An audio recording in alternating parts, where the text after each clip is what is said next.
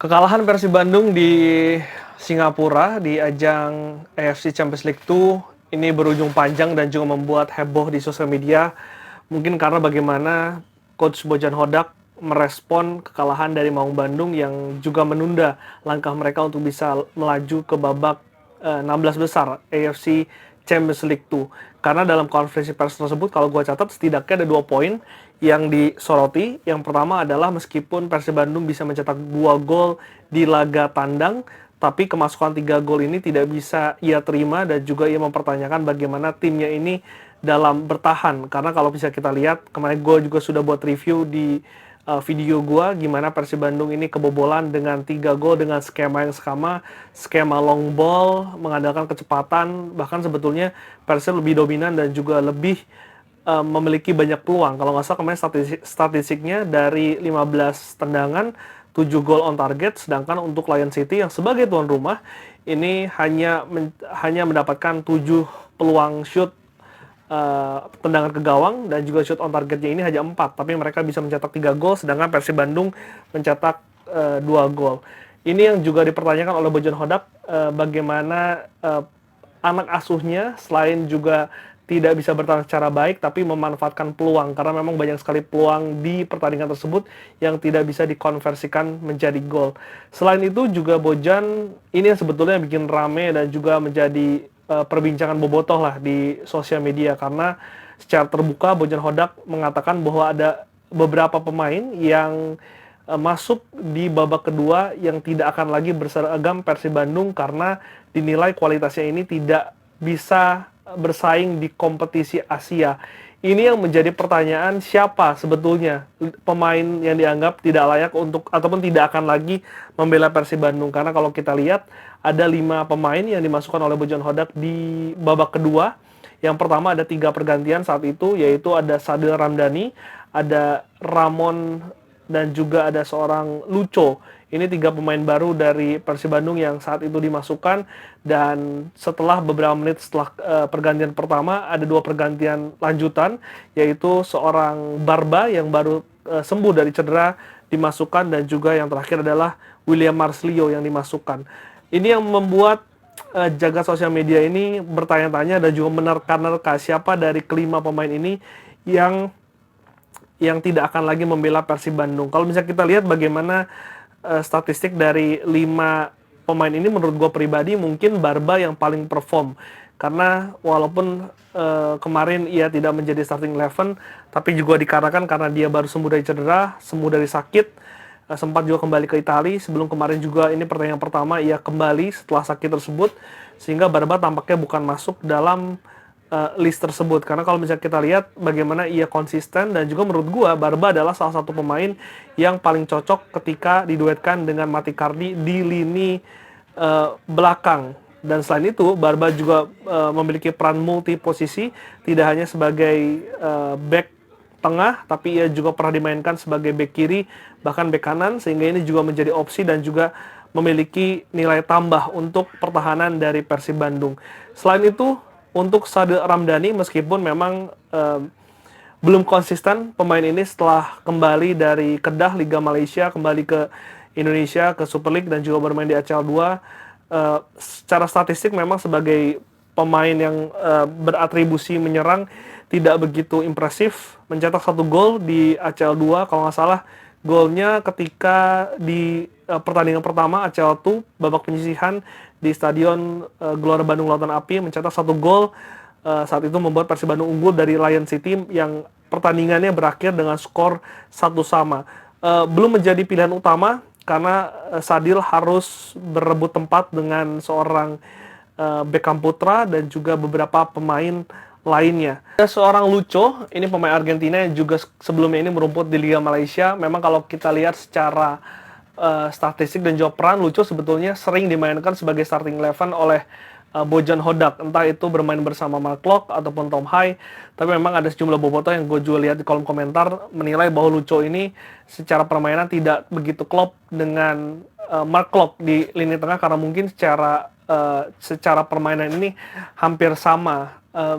Tapi kalau misalkan gue lihat, memang Lucho juga salah satu pemain yang bisa dibilang menjadi andalan di lini tengah, karena memang opsi di lini tengah pun juga tidak begitu banyak kan. Selain dari Lucho, ada Klok, ada Hai, ada juga seorang Robby Darwish yang bisa dimainkan di sana, Dewangga juga bisa dimainkan di sana, tapi hingga saat ini memang Lucho menjadi salah satu pilihan utama dari seorang Bojan Hodak. Kalau misalkan gue lihat di sosial media, memang bobotoh ramai menerka bahwa pemain yang mungkin akan dicoret oleh Bojan Hodak ini adalah seorang Ramon Tanque, yang memang hingga saat ini sebagai penyerang dari 15 match, ia belum bisa mencetak gol, belum bisa mencetak gol perdana untuk Persib Bandung dan hanya memberikan 1 assist. Sebetulnya kemarin sempat mencetak gol di Super League, tapi harus dianulir dikarenakan adanya terjadi pelanggaran sebelum gol tersebut terjadi. Dan kalau misalnya kita mengacu pada pertandingan terakhir aja, sebetulnya Ramon itu banyak sekali peluang dari bola-bola atas, karena secara fisik Ramon ini memiliki fisik yang mendukung, memiliki postur yang besar, berani berduel, bisa menangi duel-duel udara, sehingga menciptakan banyak peluang. Tapi sayangnya pada akhirnya seorang striker ditentukan dan juga dinilai dari bagaimana ia mencetak gol untuk timnya. Karena sebetulnya secara permainan dan juga secara involvement dalam pertandingan, Ramon memiliki peran yang berbeda. Ia juga bisa menjadi tembok, bisa menjadi pembuka ruang, tapi sayangnya untuk statistik gol ini masih kalah jauh dengan seorang Andrew Yung, ujung tombak lain yang dimiliki oleh Persib Bandung yang saat ini sudah mencetak 7 gol dan juga menjadi salah satu top skor di ACL tuh, bersaing untuk gelar top skor. Jadi memang Ramon menjadi salah satu pemain yang mungkin bisa jadi yang dimaksud oleh Bojan Hodak di konferensi pers tersebut. Selain dari seorang Ramon, William Marcelino juga ini salah satu pemain yang dianggap tidak perform di Persib Bandung, meskipun memang di awal musim pada saat preseason ini salah satu pemain yang menonjol. Bahkan gue katakan di podcastnya Triple B, ini salah satu pemain yang paling skillful yang pernah gue lihat di Liga Indonesia. Bahkan terakhir bermain di Arema, ini perannya ini dengan Dalberto begitu impresif. Tapi saat datang ke Persib Bandung memang di awal-awal musim ketika preseason dan juga kualifikasi ACL 2 melawan tim Filipina, William ini bisa mencetak gol, punya skill yang sangat baik, bisa melewati pemain, tapi momennya ketika Tom Hai ini masuk, akhirnya seorang William Marcelino harus kehilangan tempatnya, bahkan harus duduk di bangku cadangan, hampir tidak pernah masuk dalam starting 11, bahkan sebagai pemain pengganti pun dapat dihitung dengan jari. Salah satu hal yang pernah disampaikan oleh Bojan Hodak mengenai pemain ini, ia menilai bahwa William Marcelino bukan pemain yang bisa bertahan. Secara atribusi bertahannya ini kurang, karena kalau kalian lihat bagaimana Persib Bandung bertahan dan juga menyerang, ini sangat kompak, sangat menggunakan sistem. Mereka bertahan bersama-sama, mereka juga menyerang bersama-sama, sehingga pemain harus terus-menerus bergerak.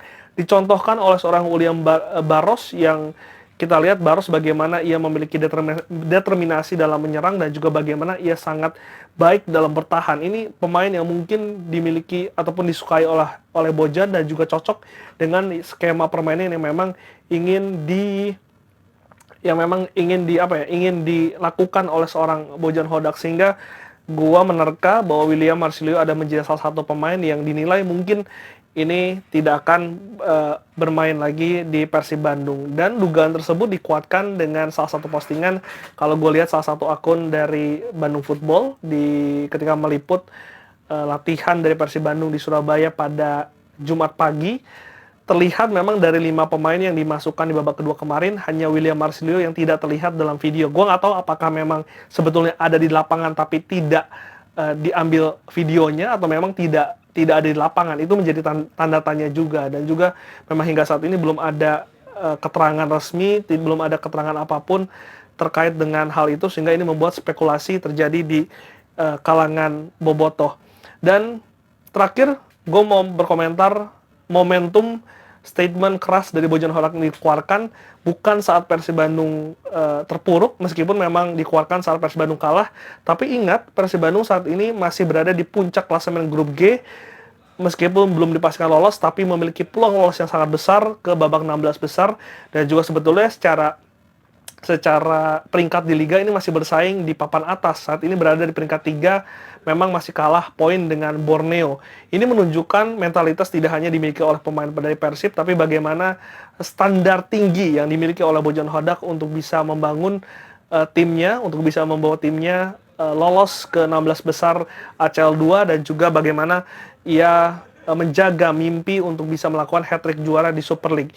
Ini salah satu hal yang menunjukkan bagaimana kualitas dari Persib Bandung musim ini, bagaimana mereka ingin bermain di level yang berbeda tentunya, yang lebih tinggi. Jadi ada istilah Persib Bandung Klub Asia ini bukan hanya sekedar istilah, tapi ya ataupun mereka termasuk pelatih ini ingin menunjukkan bahwa Persib Bandung ini bisa bersaing di level Asia.